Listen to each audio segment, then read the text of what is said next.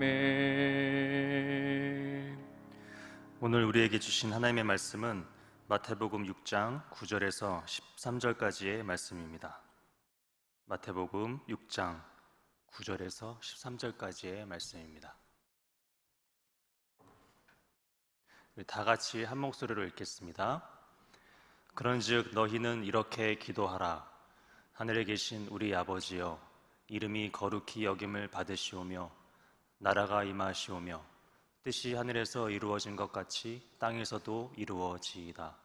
오늘 우리에게 일용할 양식을 주시고 우리가 우리에게 죄 지은 자를 사하여 준 것 같이 우리 죄를 사하여 주시옵고 우리를 시험에 들게 하지 마시옵고 다만 악에서 구하시옵소서. 나라와 권세와 영광이 아버지께 영원히 있사옵나이다. 아멘. 그런즉 너희는 먼저 그의 나라와 그의 의를 구하라. 그리하면 이 모든 것을 너희에게 더하시리라. 아멘. 예수님께서 제자들에게 어떻게 기도하는지를 알려주시고 6장을 마무리하시면서 너희는 먼저 그의 나라와 그의 의를 구하라고 말씀하셨습니다. 하나님의 나라와 하나님의 의를 구하는 것은 우리가 소원하고 기도하는 그런 모든 것들을 이루어 주시겠다고 약속하신 하나님의 말씀을 믿는 것입니다. 하나님의 나라와 의를 구하는 자의 소원은 이 세상이나 이 세상의 것을 사모하는 것이 아님을 믿습니다. 저와 여러분이 하나님 앞에 나아갔을 때에 이 땅에서 우리의 소원과 꿈이 아닌 하나님의 나라가 하나님의 의가 먼저 이루어지는 그런 마음으로 소원하시는 저와 여러분이 되시기를 주님의 이름으로 축복합니다. 오늘 본문 말씀에 예수님께서는 너희는 이렇게 기도하라고 오늘 떼셔놓고는 하늘에 계신 우리 아버지라고 말씀하셨습니다. 하늘에 계신 우리 아버지. 여기서 말하는 하늘은 헬러 단어의 원어는 우라누스라는 단어를 사용합니다. 이 우라누스라는 단어의 뜻을 직역하면 하늘들의 하늘이라는 뜻입니다. 예수님께서 말씀하신 우라누스가 담고 있는 이 뜻을 잘 설명하기 위해서는 하늘들을 세 가지로 분류해야 되는데 첫 번째 하늘은 우리가 흔히 위로 쳐다보는 하늘입니다. 그리고 두 번째 하늘은 사단이 권세를 잡고 있는 공중, 즉 첫째 하늘과 셋째 하늘 사이에 있는 그 하늘을 말합니다. 그리고 세 번째 하늘은 바로 하나님께서 좌정하시고 임재해 계시는 하늘입니다. 하나님의 영광이 가득한 곳, 고린도전서 12장에 보시면 사도 바울이 3층 천이라고 표현한 낙원이 바로 이 셋째 하늘입니다. 우라누스가 가리키는 하늘이 셋째 하늘, 즉 전능하신 하나님이 계신 곳입니다. 예수님께서 왜 그냥 아버지라고 칭하지 않으시고 하늘에 계신 우리 아버지라고 말씀하셨을까요? 하늘들의 하늘 위에 계신 전능하신 하나님이 우리 모두의 하나님, 우리의 아버지 되심을 믿으시기 바랍니다. 우리가 무엇을 구하든지 우리의 기도를 들으시는 하나님은 무소부재하시고 능치 못하실 일 없으신 저 하늘들의 하늘 위에 계신 전능하신 하나님이심을 믿습니다. 또 우리가 주목해야 하는 단어는 우리입니다. 우리. 하늘에 계신 우리 아버지. 여기서 사용된 우리라는 헬라 단어의 원형을 보시면 에고라는 단어를 사용하는데 이 단어는 오직 1인칭 복수격을 강조할 때만 사용하는 단어입니다. 왜 예수님께서 하늘에 계신 우리 아버지, 나의 아버지라고 할 수도 있잖아요. 하늘에 계신 나의 아버지 혹은 하늘에 계신 내 아버지. 그런데 왜 우리 아버지라고 말씀하셨을까? 그것은 전능하신 하나님이 바로 한 영, 한 성령을 선물로 받은 저와 여러분, 즉 우리 모두의 하나님이심을 강조하신 것입니다. 또한 우리가 혼자서만 우리 자신을 위해 기도하는 것이 아니라 타인, 나와 다른 사람들, 그리고 그들을 위해서 기도해야 한다는 것을 알려주신 것입니다. 여러분의 기도 시간에 여러분 자신을 위해서 기도하는 것 또한 물론 너무 중요합니다. 그러나 내 주위에 있는 사람들을 위해, 내 가족, 내 친구들, 혹은 아직도 복음을 듣지 못한 사람들을 위해 기도 시간에 하늘에 계신 우리 아버지께 기도하는 것이 바로 하나님 아버지께서 듣기 원하시는 기도임을 믿습니다. 다음으로 9절 하반절에 보니까 이름이 거룩히 여김을 받으시오며 라고 말씀합니다. 하늘에 계신 우리 아버지, 나의 기도를 들으시는 분이 모든 것을 이루실 수 있는 분이시며 엔토이스 우라노스, 하늘들의 하늘 위에 계신 이 세상을 통치하시는 하나님이라고 말씀하신 뒤에 왜 이름이 거룩히 여김을 받으시오며 라고 말씀하셨을까요? 여기서 또 거룩이라는 단어를 살펴볼 필요가 있습니다. 이 거룩이라는 헬라어 언어는 하기야조라는 단어를 사용하는데, 이 단어는 깨끗하게 하다, 구별되다, 그러니까 하나님 앞에 물건이나 사람이나 장소를 깨끗하게 거룩하게 구별하다는 것을 강조할 때 사용합니다. 그러니까 예수님께서는 하나님의 이름을 깨끗하고 흠없고 구별되게 여김을 받으시옵소서라고 기도하신 것입니다. 그런데 의문점이 듭니다. 당연히 하나님은 그 이름이 거룩하시고 깨끗하시고 죄와는 아무 관련 없으신 분입니다. 그런데 왜 예수님께서는 하늘에 계신 우리 아버지여 라고 말씀하셔놓고선 그 바로 뒤에 이름이 거룩히 여김을 받으시옵소서라고 기도하셨을까? 그 이유는 과거 이스라엘 백성들이 그 거룩하시고 흠이 없으신 하나님의 이름을 더럽혔던 사건이 너무나도 많았기 때문입니다.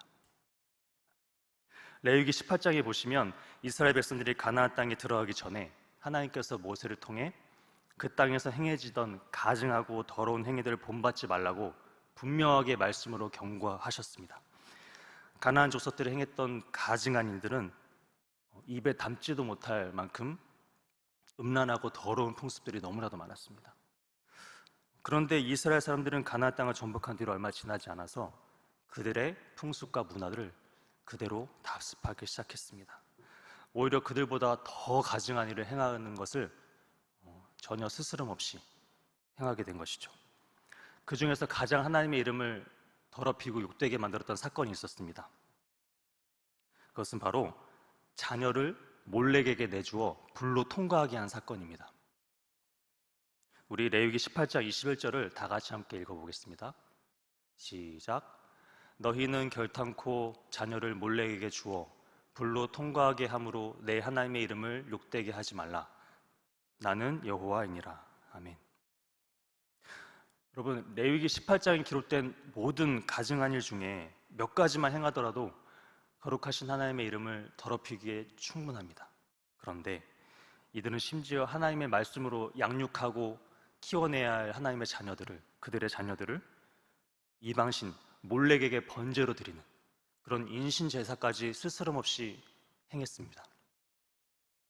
이스라엘 백성들이 가나안 땅을 정복한 후에 남겨진 그곳 주민과의 교류들로 인해서 그들의 문화와 관습을 답습함으로 결국 하나님의 이름이 더럽혀질 정도로 가증한 이들을 행할 것을 이미 전지하신 하나님은 알고 계셨습니다.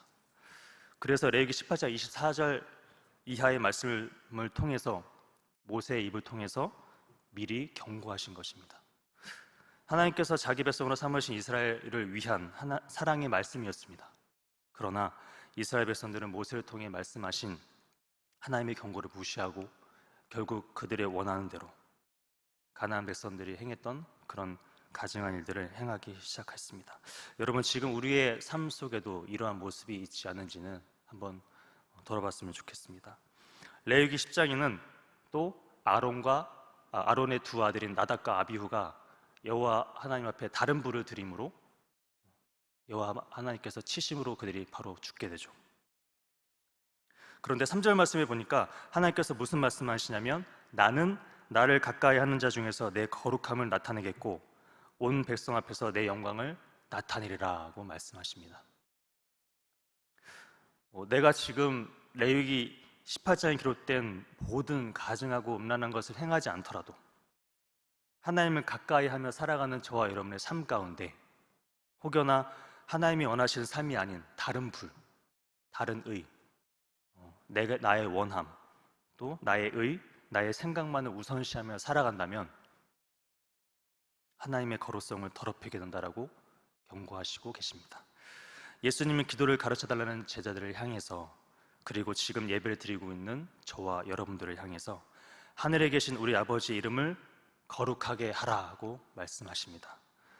저는 저와 여러분의 삶이 이 세상 가운데서 지저분해지고 먹칠을 하는 것이 아니라 하나님의 이름을, 그 거룩하신 하나님의 이름을 깨끗하게 하고 이 세상에서 빛이 되게 만드시는 귀하고 복된 삶이 되시기를 간절히 축복합니다.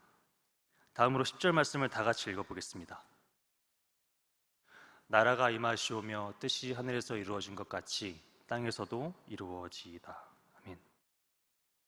여러분 혹시 나라의 3요소를 기억하시나요? 국민, 영토, 주권이 바로 나라의 3요소입니다. 가장 나라를 구성하고 있는 기본적인 요소입니다.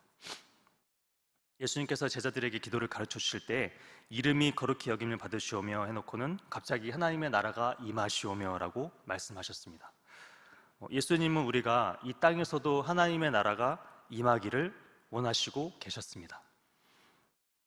오늘 제가 여러분을 축복한 말씀 마태복음 6장 33절의 말씀을 보시면 너희는 먼저 그의 나라와 그의 의를 구하라 그리하면 이 모든 것을 너희에게 더하시겠다고 말씀하셨습니다. 여러분 한 나라의 왕이 있습니다. 한 나라의 왕이 있는데 이렇게 명령을 합니다. 오늘은 왕의 생일이니 너희는 오늘 아무 일도 하지 말고 왕이 하사한 음식을 먹으며 밖에 나가서 즐겁게 뛰놀며 하루를 보내라 라고 이렇게 명령을 했습니다. 그런데 몇몇 사람들이 평소와 같이 자신의 유익을 위해서 쉬지 않고 심지어 자기 밑에서 일하는 사람들까지도 계속 부리면서 일을 시키기 시작합니다. 여러분 과연 이렇게 된다면 왕의 명령을 이렇게 거역한다면 그 나라가 과연 바로 설 수 있을까요? 하나님의 명령과 그분의 말씀에 순종하는 사람들이야말로 진정한 하나님 나라의 백성이 될 자격이 있습니다. 그리고 하나님의 나라가 그 위에 머물러 있음을 믿으시기 바랍니다. 하나님의 나라가 저와 여러분의 삶에 임하여 그 뜻이 하늘에서 이루어진 것 같이 땅에서도 이루어지는 놀라운 기적을 맛보시는 저와 여러분이 되시기를 간절히 축복합니다. 말씀을 정리하겠습니다. 엔토이스 우라노스, 하늘 위에 하늘에 계신 하나님, 우리의 삶 일거수일투족을 바라보시는 하나님, 그리고 우리의 삶을 주목하시는 하나님, 그 이름이 거룩히 여기심을 받으시기에 합당하신 하나님, 그 하나님의 나라가 우리 삶 가운데 임하기를 축복합니다.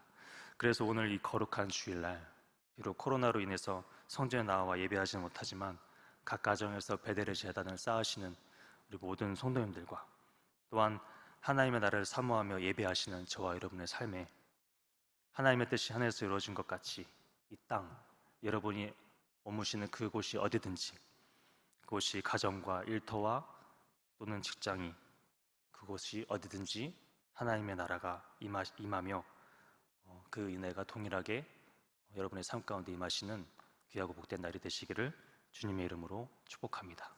우리 같이 함께 기도하겠습니다. 우리 시간 들은 말씀을 기억하면서 하늘에 계신 우리 아버지 이름이 거룩히 여김을 받는 한 날이 되게 하여 주옵소서라고 기도했으면 좋겠습니다. 뿐만 아니라 하나님의 나라가 우리의 삶에 그대로 임하여 우리가 있는 곳이 어디든지 그곳이 하나님께서 임재해 계시는 하나님의 나라가 되게 해달라고 우리 할렐루야로 함께 기도하시겠습니다. 할렐루야, 살아계신 아버지